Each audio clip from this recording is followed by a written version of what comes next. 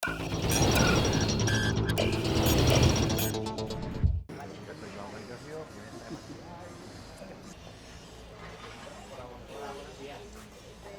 estamos ahora en prácticamente la finalització.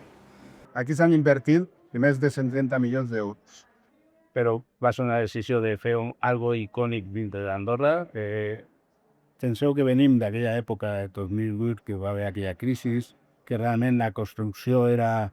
Abans d'acabar una casa ja s'havia venut 10 vegades i el final era que els materials ja estava venut i revenut, no es cuidaven. Llavors, aquí va començar el repte de fer algo diferent amb materials i d'estil del país, fusta, pissarra, i que ens diferenciéssim i intentar demostrar que es pot fer coses ben fetes al preu de mercat. És un edifici molt responsable en quant a sostenibilitat, en quant a materials, en quant a tradició amb on estem, Andorra, on hi ha, si vostès ho veuen aquí, hi ha fusta, hi ha formigó, hi ha pedra, i a part hi ha tota una sèrie de... Hi ha la geotèrmia, hi ha la roca que explicava el senyor Santamaria abans, que hi ha aquí un filo de roca important negra, l'hem utilitzat per diferents zones d'urbanització.